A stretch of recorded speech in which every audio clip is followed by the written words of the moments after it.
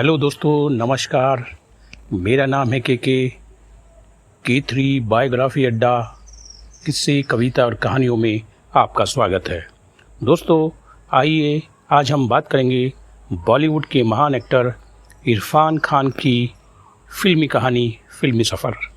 दोस्तों, भारतीय सिनेमा में कुछ ऐसे नाम होते हैं जो अपनी मौजूदगी मात्र से ही पर्दे पर जादू बिखेर देते हैं। अभिनेता इरफान खान ऐसा ही एक नाम है जिन्होंने न केवल हिंदी फिल्म उद्योग में बल्कि अंतर्राष्ट्रीय सिनेमा में भी अपनी अदाकारी की अमिट छाप छोड़ी।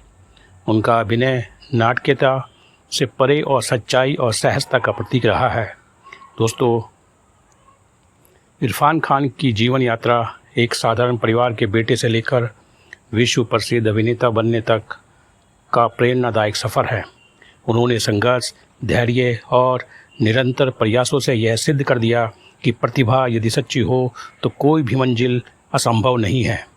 उन्होंने मुख्य धारा की फिल्मों से लेकर आर्ट सिनेमा और हॉलीवुड तक में अपने अभिनय का परचम लहराया।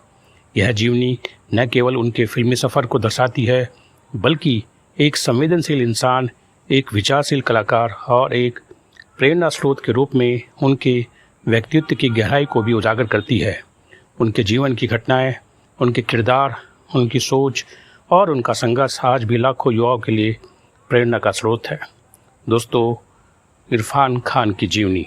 दोस्तों, इरफान खान का जन्म 7 जनवरी 1967 को राजस्थान की राजधानी जयपुर के एक पठान मुस्लिम परिवार में हुआ था। उनके पिता यासीन अली खान एक टायर का व्यवसाय चलाते थे और माँ बेगम खानम एक पारंपरिक घरेलू महिला थी।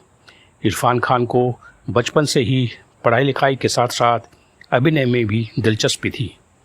दोस्तों, उनके पूर्वज टोंक राजस्थान के नवाब खानदान से संबंध रखते थे, लेकिन समय के साथ परिवार ने व्यवसाय को अपनाया। इरफान खान को बचपन अपेक्षाकृत साधारण और सादगीपूर्ण वातावरण में बीता।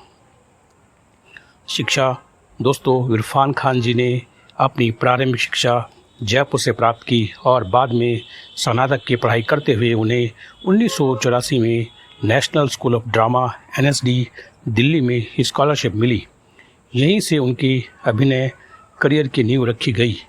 NSD के दिनों में इरफान जी ने थिएटर के जरिए खुद को तराशा और अभिनय की बारीकियां सीखी। संघर्ष का दौर 1987 से लेकर 2000 तक। NSD से निकलने के बाद इरफान खान मुंबई आ गए और उन्होंने कई सालों तक टेलीविज़न धारावाहिकों में और छोटे छोटे किरदारों में काम किया, जिनमें से प्रमुख थे भारत एक खोज, 1988 चाणक्य, बनेगी अपनी बात, चंद्रकांता, सारा जहां हमारा। हालांकि ये भूमिकाएं उन्हें संतोष नहीं देती थी क्योंकि वे हमेशा सशक्त और गहराई वाले किरदार निभाना चाहते थे। फिल्मों में भी वे लंबे समय तक सिर्फ छोटे छोटे और नेगेटिव रोल ही उनको मिलते रहे। 1988 की फिल्म सलाम बॉम्बे में उन्हें एक छोटा सा रोल मिला था जो फाइनल कट में उनको हटा दिया गया था। दोस्तों, इरफान जी के करियर में मोड़, फिल्म हासिल और मकबूल। दोस्तों, इरफान जी के करियर में पहला बड़ा मोड़ तब आया जब 2003 में तिग्मांशु धूलिया की फिल्म हासिल रिलीज हुई। इसमें उन्होंने छात्र राजनीति के गुंडे राणा जी का किरदार निभाया। इस भूमिका के लिए उन्हें खूब सराहना मिली।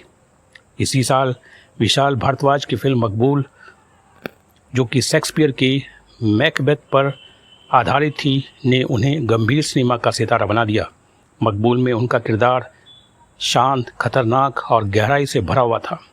यहीं से उन्होंने परफॉर्मेंस ओरिएंटेड एक्टर के रूप में उनको पहचाना जाने लगा। दोस्तों, इरफान खान जी की प्रमुख फिल्में और उपलब्धियां 2005 से लेकर 2015 तक। इसके बाद इरफान खान जी ने एक से एक शानदार फिल्मों में काम किया और हर किरदार में उन्होंने जान डाल दी, उनमें से कुछ मुख्य फिल्में हैं रोग 2005, एक संवेदनशील पुलिस अधिकारी की भूमिका, द नेम से 2006, झुप्पा लहरी के उपन्यास पर आधारित एक अप्रवासी भारतीय की कहानी, लाइफ इन मेट्रो 2007, रोमांस और अकेलेपन का मेल, पान सिंह तोमर, एक एथलीट से बागी बने व्यक्ति की सच्ची कहानी, जिसमें उन्हें राष्ट्रीय पुरस्कार भी मिला। द लंच बॉक्स 2013, एकांत में जी रहे सरकारी बाबू की प्रेम कहानी। हिंदी मीडियम 2017, शिक्षा व्यवस्था पर व्यंग करती एक कॉमेडी ड्रामा। करीब करीब सिंगल 2017, हल्के फुल्के रोमांस का नया अंदाज। अंग्रेजी मीडियम 2020 उनकी अंतिम मुख्य फिल्म थी। इरफान खान जी की खासियत थी कि उनकी आंखों की भाषा, संवादों की सहायता और हर वर्ग के दर्शकों से जुड़ाव। दोस्तों, हॉलीवुड में भी उन्हें पहचाना गया। इरफान खान जी ने भारतीय सिनेमा के साथ साथ अंतर्राष्ट्रीय स्तर पर भी खूब नाम कमाया। उनकी कुछ चर्चित हॉलीवुड फिल्में हैं स्लम डॉग मिलियनेयर 2008 में पुलिस अधिकारी के रूप में, the Amazing Spiderman 2012, doctor Ranjit Rath, Life of Pi 2012 व्यस्क पाई का किरदार, Jurassic Park 2015 Simon Masrani, Inferno 2016 Tom Hanks के साथ। दोस्तों, इन फिल्मों में उनके अभिनय को अंतर्राष्ट्रीय स्तर पर सराहा गया। वे भारत के उन गिने चुने कलाकारों में शामिल हो गए जिन्हें हॉलीवुड में भी अभिनय करने का मौका मिला। दोस्तों, व्यक्तित्व और निजी जीवन। इरफान खान जी एक बेहद गंभीर, पढ़ाकू और शांत स्वभाव के व्यक्ति थे। उन्होंने 1995 में एनएसडी की ही साथी सप्रभुता शुक्ला सुतापा सिकदर से विवाह किया। सुतापा एक लेखिका हैं और एनएसडी में उनके सहपाठी थी। उनके 2 बेटे हैं, बाबिल खान और अयान खान। दोस्तों, बाबिल ने 2021 में अभिनय की दुनिया में कदम रखा है। दोस्तों, बीमारी और अंतिम समय 2018 में इरफान खान जी को न्यूरो एंड्रोक्राइन ट्यूमर, एक दुर्लभ कैंसर की जानकारी मिली। इसके इलाज के लिए वे लंदन चले गए और वहाँ इलाज कराया। उनकी यह लड़ाई काफ़ी साहसिक रही। उन्होंने अपनी लंबी बीमारी पर सार्वजनिक रूप से बात की और लोगों को उम्मीद का संदेश दिया। 2020 में फिल्म अंग्रेजी मीडियम के प्रमोशन के वक्त भी वे अपनी सेहत को लेकर संघर्ष कर रहे थे।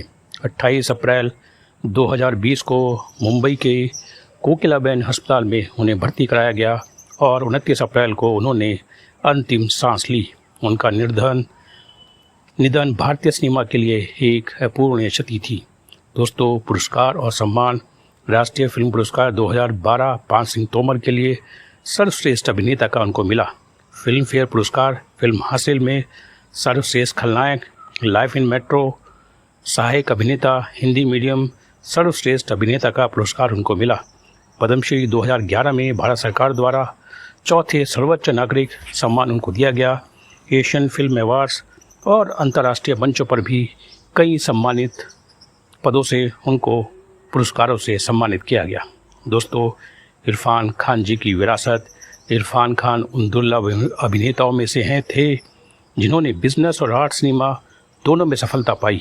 उन्होंने नायक, खलनायक, कॉमिक, प्रेमी, बागी और विचारशील हर प्रकार के किरदारों को जीवंत बनाया। उनके सबसे बड़ी ताकत थी अधूरी बातों को भी पूरी तरह से कह देना। दोस्तों, इरफान खान एक कलाकार ही नहीं, एक अनुभव थे। उन्होंने भारतीय सिनेमा को एक नई दृष्टि दी थी, जहां अभिनय प्रदर्शन नहीं बल्कि आत्म अनुभव होता है। उनका सफ़र एक प्रेरणा है, संघर्ष से सफलता की ओर, सादगी से गहराई तक। दोस्तों, उनकी कमी आज भी महसूस होती है, लेकिन उनका काम और व्यक्तित्व सदा जीवित रहेगा। हमारा उनको हार्दिक नमन, सलाम। दोस्तों, कहानी पसंद आई हो तो लाइक करें, कमेंट करें, शेयर करें एंड सब्सक्राइब जरूर करें। दोस्तों, इसी के साथ मुझे इजाज़त दें। वीडियो देखने के लिए धन्यवाद। फिर मिलेंगे। नमस्कार।